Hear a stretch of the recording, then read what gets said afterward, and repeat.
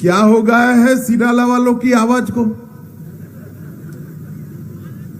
जीतना है या नहीं जीतना है? अरे जोर से बोलो, जीतना है या नहीं जीतना है? तो ऐसी आवाज नहीं चलेगी।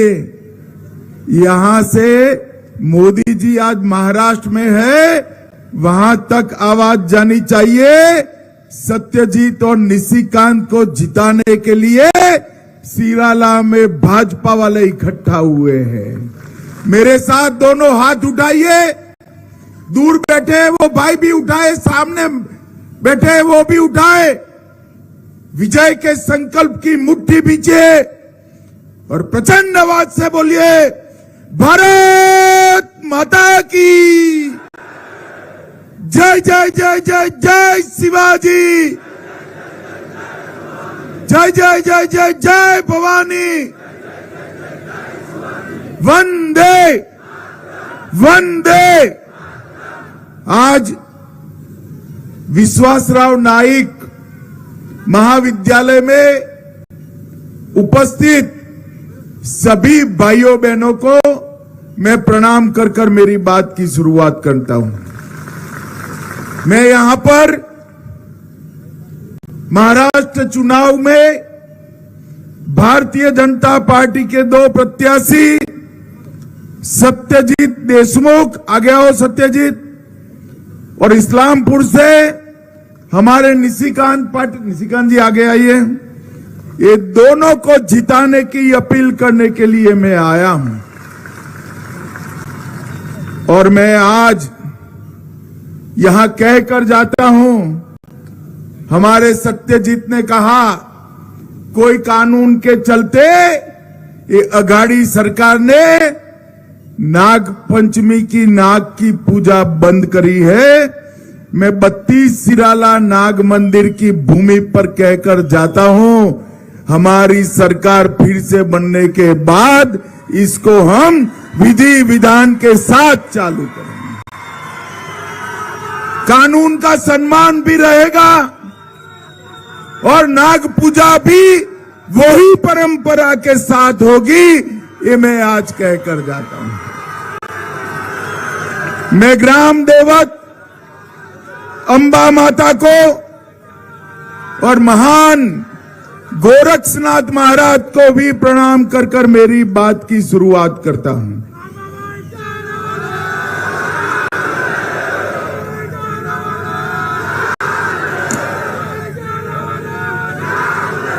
भाइयों बहनों, समर्थ रामदास के चरण जहां पड़े, यह ये भूमि है। समर्थ रामदास जिन्होंने गुलामी के समय में महाराष्ट्र के युवाओं को एकत्रित कर कर शिवाजी महाराज को पाठिंबा देने का काम किया, वो समर्थ रामदास को मैं प्रणाम कर कर मेरी बात की शुरुआत करता हूं।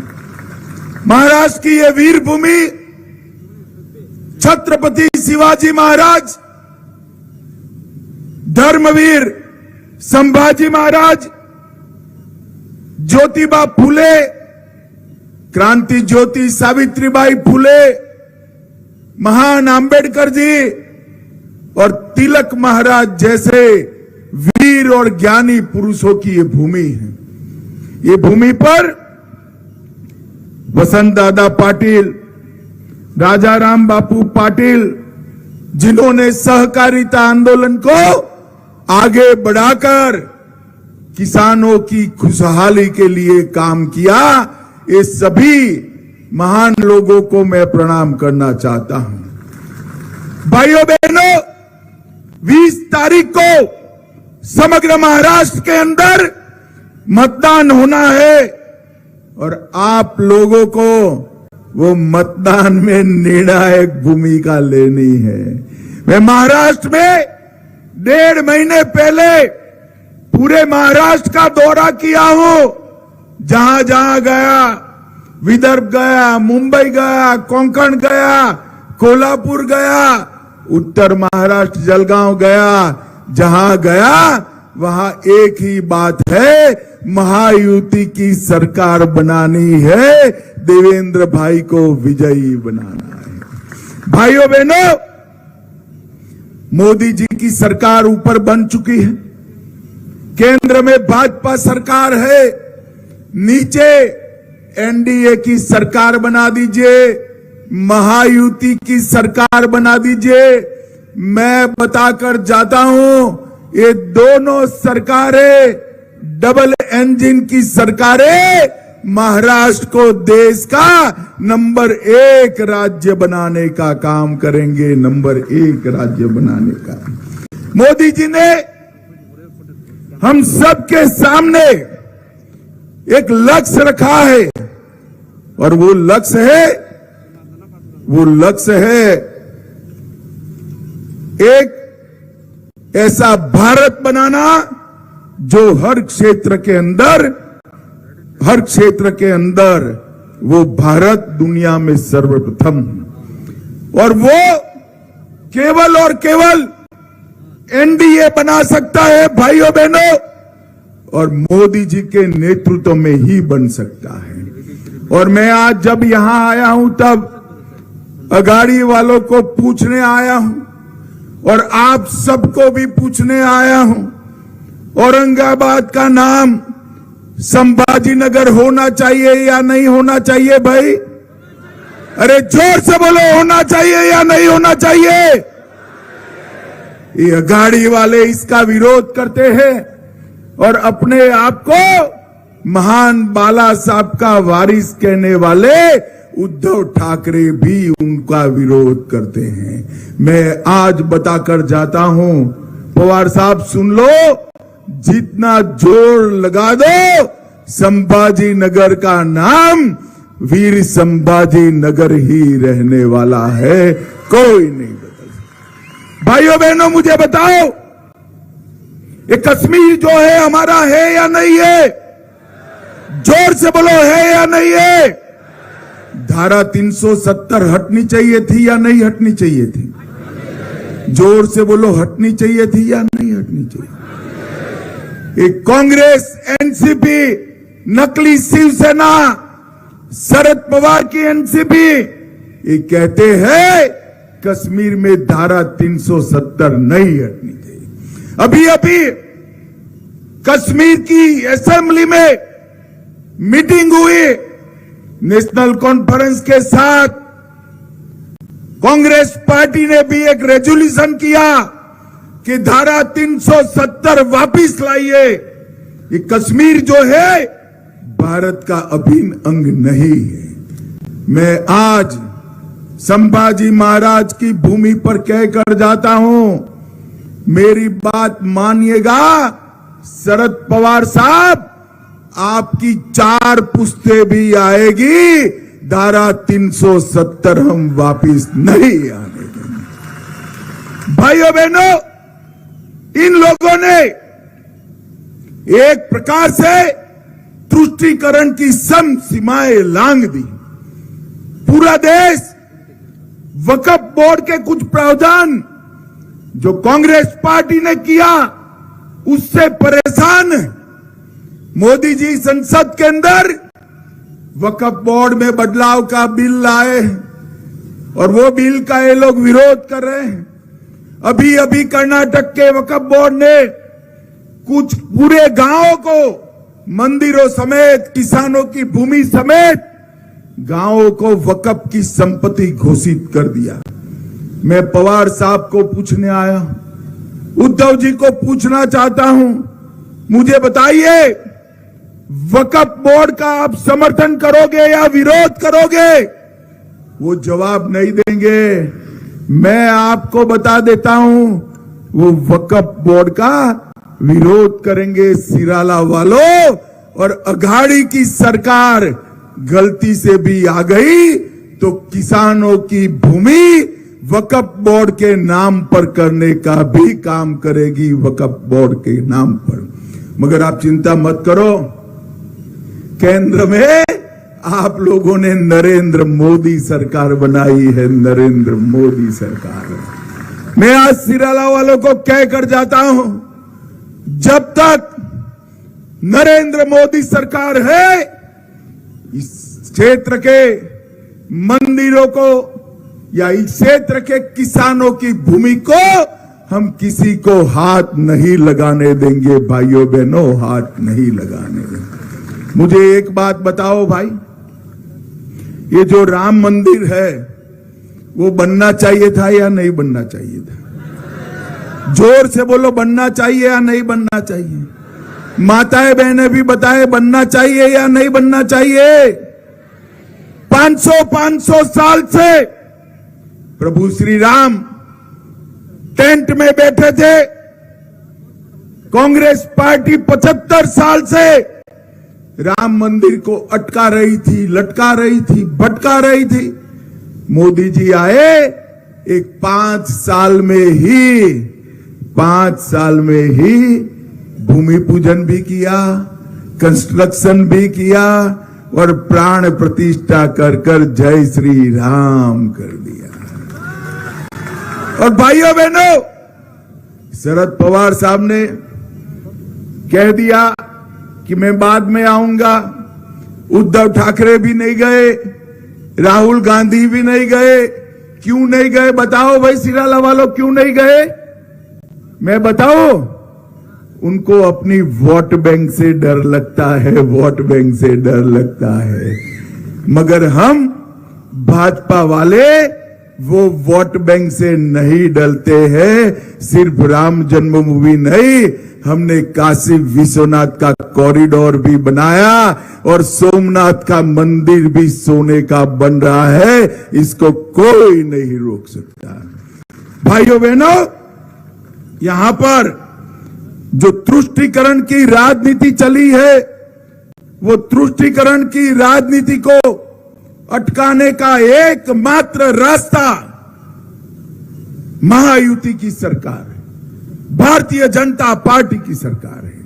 और ये सिराला की नाग पूजा को भी जो बंद करने की हिम्मत करी है ना, इसका भी कारण उनकी वो वोट बैंक है। मैं फिर से एक बार दोहराऊंगा, नाग पूजा धार्मिक रूप से परंपरागत तरीके से धड़ल्ले से चालू होगी, इसको कोई नहीं रोक सकता। अन्ना भाऊ साठे का स्मारक बनाने का काम, निर्माण का वादा किया था, नहीं किया। महायुति सरकार ने बनाया और जहां पर सिराला किले में संभाजी महाराज को छुड़ाने का अंतिम संघर्ष हुआ था, वहां पर अभी तो हमने 13 करोड़ रुपए से स्मारक बनाने का प्रावधान किया है। मगर तुम जीत कर आ जाओ भाई, इसको पूरे देश का स्मारक बनाने का काम भारतीय जनता पार्टी करेगी। एमआईडीसी ने यहां पर एक एमआईडीसी का यूनिट है, उसका हम विस्तृतीकरण करेंगे और बड़े बड़े उद्योग ये पहाड़ी क्षेत्र के विकास के लिए भी हम लेकर आएंगे। भाइयों बहनों, आज इस विराट सभा के माध्यम से मैं शरद पवार जी को पूछना चाहता हूं। पवार साहब, 2004 से 14 आपकी अगाड़ी की सरकार थी। 10 साल महाराष्ट्र के लिए आपने क्या किया, इसका हिसाब दीजिए। सिराला वालों वो हिसाब नहीं देते हैं, मगर मैं तो बनिए का बेटा हूं भाई, हिसाब लेकर आया हूं। सुनना है क्या? जरा जोर से बोलो, सुनना है? 10 साल में अगाड़ी की सरकार ने महाराष्ट्र को सिर्फ 1,91,000 करोड़ रुपया दिया। 1,91,000 करोड़। और मोदी जी ने महाराष्ट्र को 14 से 24 10 साल में मोदी जी ने 10,15,000 करोड़ रुपया देने का काम किया। मोदी जी ने महाराष्ट्र के विकास के लिए देश का खजाना महाराष्ट्र की ओर डाइवर्ट करने का काम किया। 2 लाख करोड़ के खर्चे से इंफ्रास्ट्रक्चर का विकास 72,000 करोड़ रुपया सड़क निर्माण में लगाया, 1,25,000 करोड़ रुपया रेलवे के लिए लगाया, 2,000 करोड़ रुपया एयरपोर्ट्स बनाने के लिए लगाया और 70,000 करोड़ रुपया से वाडवान पोर्ट, जो एशिया का सबसे बड़ा पोर्ट है, उसको बनाने का काम नरेंद्र मोदी जी कर रहे हैं, नरेंद्र मोदी जी करें। अपने सांगली जिले की बात करूं, 4500 करोड़ से रत्नागिरी नागपुर कॉरिडोर, इसमें सांगली सोलापुर खंड 4 लेन से बनाने का काम किया। 4500 करोड़ से पुणे बेंगलुरु कॉरिडोर, सतारा कागल खंड 6 लेन बनाने का काम किया। 1800 करोड़ से पुणे नासिक कॉरिडोर, खेड़ सिन्नर खंड 4 लेन का काम पूरा किया और 8,000 करोड़ से, जोर से ताली बजाना, कृष्णा कोयना लिफ्ट योजना का भी काम भारतीय जनता पार्टी ने किया। 3200 करोड़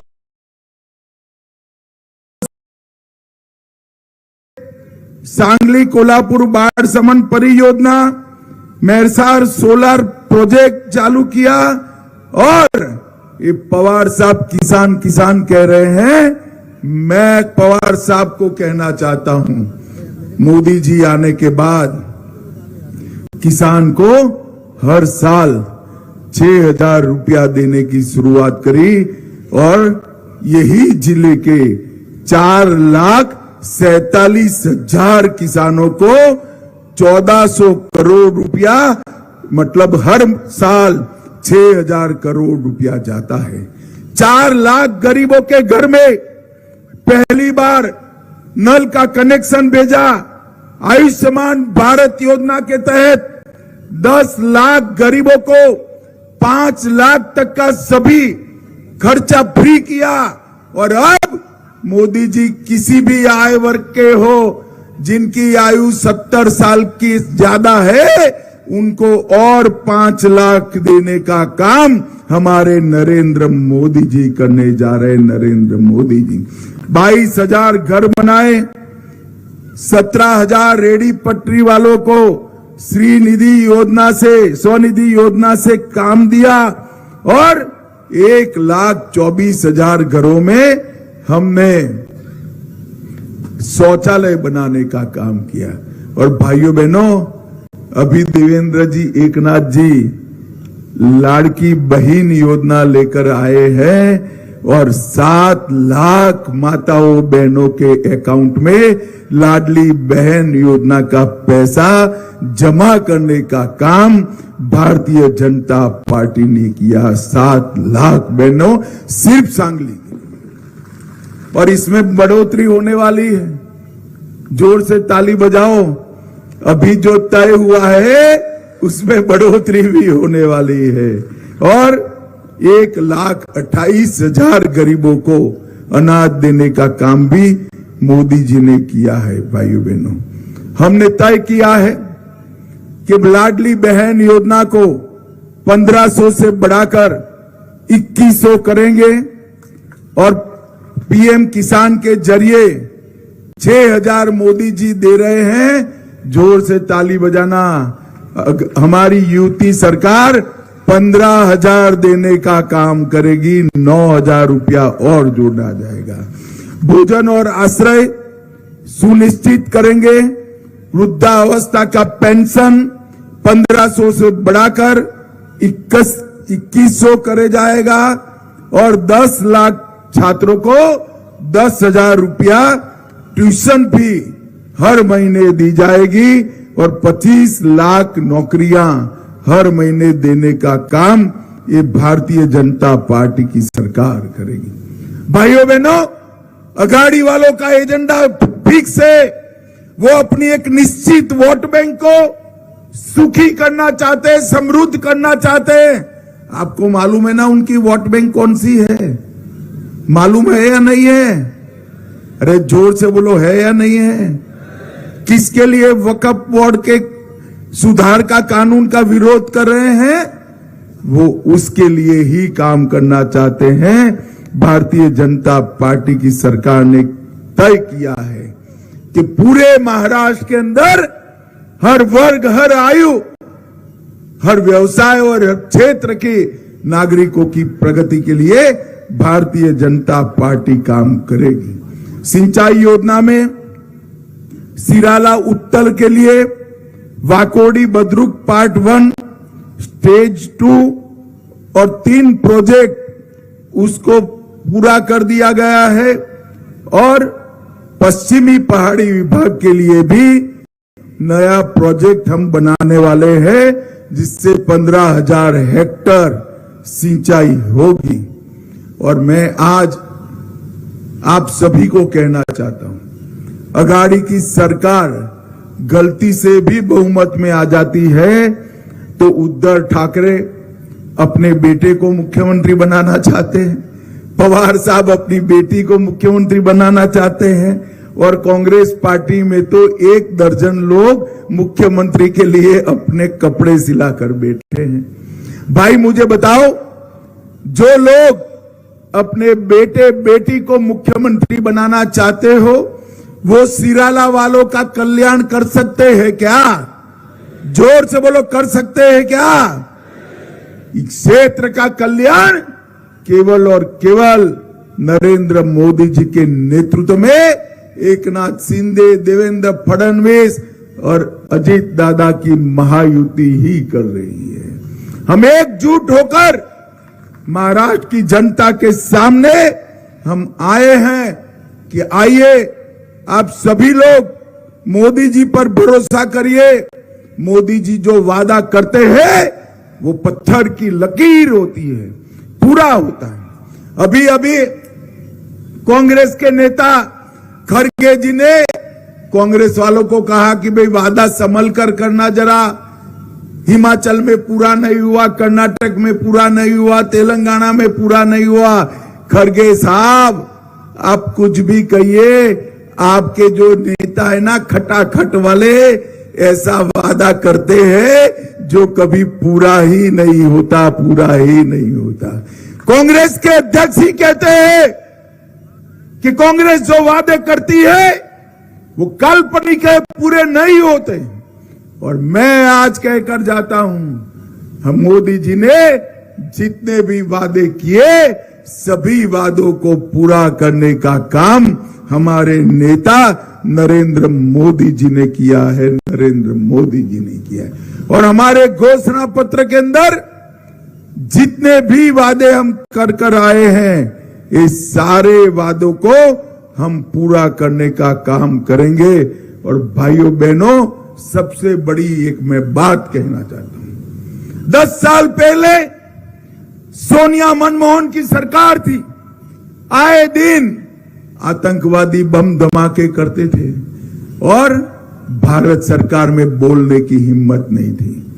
2014 में आपने मोदी जी को प्रधानमंत्री बनाया, उरी और पुलवामा में हमला किया, 10 ही दिन में मोदी जी ने पाकिस्तान के घर में घुसकर एयर स्ट्राइक और सर्जिकल स्ट्राइक कर आतंकवादियों का सफाया करने का काम। और उस वक्त ये राहुल गांधी इसका साक्ष्य मानते थे, क्या साक्षी है कि वहां पर कुछ हुआ है।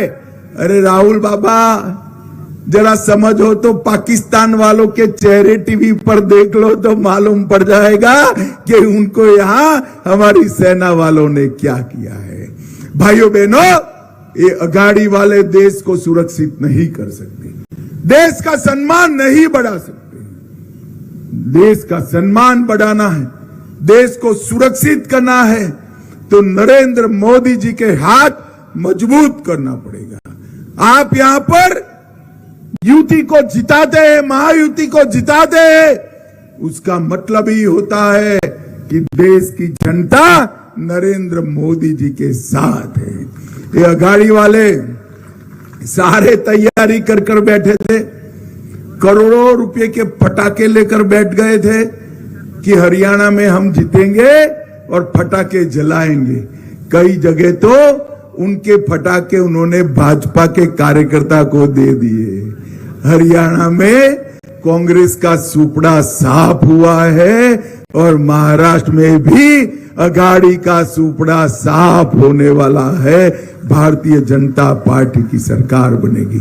भाइयों बहनों, सिराला वालों ने तय करना है कि अपने युवा प्रत्याशी को यहां से असेंबली में भेजना है या नहीं भेजना है।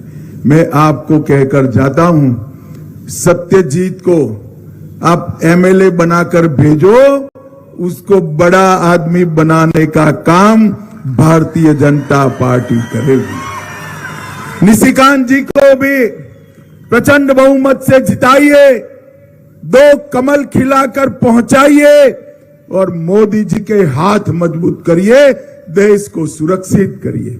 मुझे बताओ सिराला वालों, आप लोग सत्यजीत आगे आओ, निशिकांत आगे आओ। सत्यजीत और निशिकांत जी को प्रचंड मार्जिन से जिताएंगे क्या? जोर से बोलो, जिताएंगे क्या? कमल के फूल पर बटन दबाएंगे क्या? मोदी जी के हाथ मजबूत करेंगे क्या? तो मेरे साथ दोनों हाथ उठाकर विजय के संकल्प की मुट्ठी भींचकर शिवाजी महाराज का जयकारा लगाइए। जय जय जय जय जय शिवाजी, जय जय जय जय जय भवानी। बोलिए भारत माता की वंदे वंदे। आप सभी का बहुत बहुत धन्यवाद। मैं सत्यजीत को कहकर जाता हूं, नाग पूजा जब शुरू हो जाए मुझे भी जरूर बुलाना, मैं जरूर आऊंगा। धन्यवाद। अतिशय मोजक्या आणि मोठ्या शब्दात आपणा सर्वांना त्यांनी संबोधित केलं। ते आले, त्यांनी पाहिलं आणि सर्व शिराळकर वासियांना त्यांनी जिंकलं। या निमित्तानं कोल्हापुरी शान फेटा